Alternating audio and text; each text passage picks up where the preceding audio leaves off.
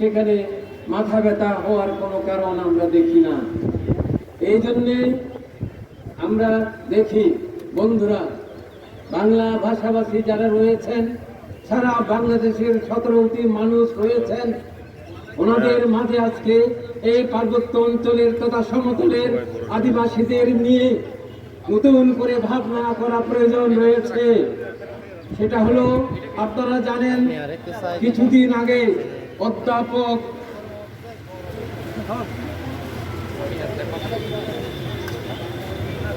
সলিমুল্লাহ খান উনি একটা মিটিংয়ে বলেছিলেন যে আসলে আদিবাসীদের দোষ নাই, ত্রুটি নাই, ত্রুটি হলো আমাদের মাঝে, বৃহত্তর জনগোষ্ঠীর মাঝে।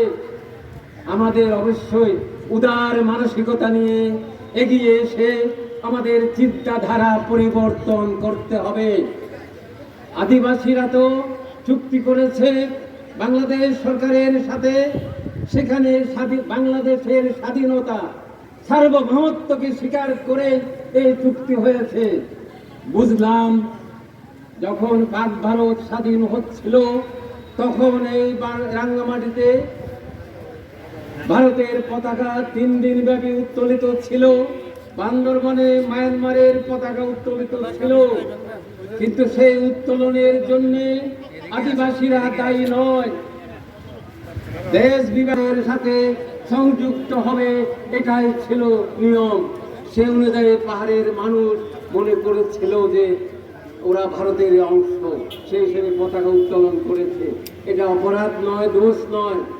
বন্ধুরা, যারা সরকারের এখানে বিভিন্ন জন রয়েছেন, আপনাদের মধ্য দিয়ে বাংলার 17 কোটি মানুষের কাছে আহ্বান রাখতে চাই, আসুন, যা হবার হয়ে গেছে, অনেক রক্ত ঝরেছে পার্বত্য অঞ্চলে, আর নয়।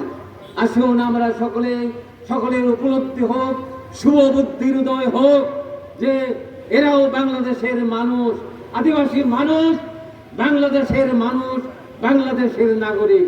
সমাধিকার, সমমর্যাদা নিয়ে এদের বেঁচে থাকার অধিকার রয়েছে।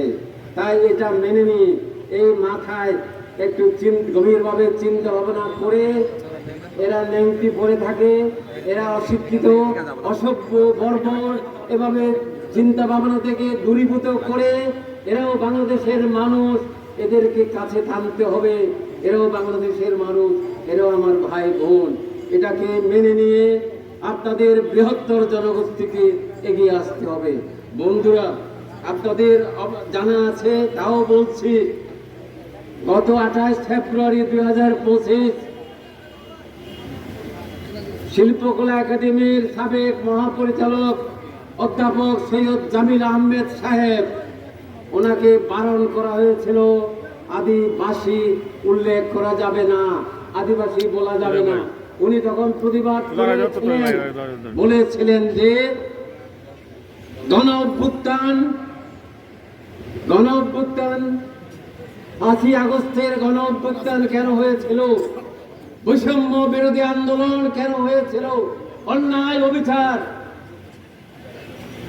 এবং সকল মানুষের সম অধিকার, ন্যায় বিচার প্রতিষ্ঠার জন্য গণ অভ্যুত্থান হয়েছে। সেই গণ অভ্যুত্থানে আমাদেরকে মুখ চেপে রাখার জন্য হয় নাই। তাই আমি প্রতিবাদ করলাম এবং আমি অব্যাহতি নিলাম। মহাপরিচালক শিল্পকলা একাডেমি সৈয়দ জামিল আহমেদ সাহেব উনি পদত্যাগ করেছেন। তাহলে আজকে আপনারা বুঝুন, এখনো পর্যন্ত সেই ফ্যাসিবাদী সরকার, শেখ হাসিনা সরকার চলে গেছে, নতুন সরকার, নতুন বাংলা, এই বাংলাতে এসে আমাদের সত্যের উপলব্ধি হোক। আসুন, আমাদেরকে সত্যিকার ভাবে আমাদের মতো করে চলতে দিন। আপনারা জানেন, এখানে খেয়াল করেছেন, যখনই এই যে এখানে ডিসপ্লে হচ্ছিল, আদিবাসী নৃত্য দেখানো হচ্ছিল, এটা খুব সুন্দর হয়েছে, ওদেরকে ধন্যবাদ শিল্পীদের। আপনারা খেয়াল করেছেন, আমরা রেং দিতে জানি না। রেং হলো একটা ক্রাই অফ জয়, জুম্মদের এটা হলো একটা বৈশিষ্ট্য, জাতিগতভাবে এটা খুবই একটা বিষয়, এটা আমরা এখনো ভুলে যাচ্ছি। তাহলে আমাদের কৃষ্টি প্রথা, আমাদের সংস্কৃতি আমরা ভুলে যেতে চলেছি, আমরা হারিয়ে যাব। আমাদেরকে যদি বৈশাখী বলা হয়, আমরা বিজু সাংগ্রাই ভুলে যাব। আমাদের যদি নৃগোষ্ঠী বলা হয়, আমরা যে চাকমা, মারমা, ত্রিপুরা ভুলে যাব। এই ভুলে যাওয়ার জন্য এই ব্যবস্থা, এটা কি আমরা বুঝি না বন্ধুরা? ভুলে যেতে দিবেন না, আমাদেরকে আমাদের মতো করে থাকতে দিন। কাজে এই শুভ দিনে আমরা যাতে কোনোখানে গোলযোগ না হয়, সুন্দরভাবে সাবলীলভাবে মন খুলে প্রাণ খুলে আমরা যেন নাচতে পারি, গাইতে পারি, আমরা যেন আমাদের বিজু বৈশু সাংগ্রায় সুন্দরভাবে আমরা আমরা উদযাপন করতে পারি। এই জন্যে আপনারা সবাই আমরা মিলেমিশে এখানে সম্মিলিত হয়েছি। আপনারা যে যারা এসছেন সবাইকে এবং রাজাবাবু সহ অন্যান্য যারা নেতৃবৃন্দ যারা এসছেন বা জনসাধারণ এলাকার বাসী সবাইকে আমি, সাংবাদিক বন্ধুরা সবাইকে আমি আপনাদের বিজু শুভেচ্ছা, আগাম বিজু শুভেচ্ছা জানিয়ে আমাদের জীবন সুন্দর হোক, সার্থক হোক, আমাদের বাংলাদেশ উন্নত হবে।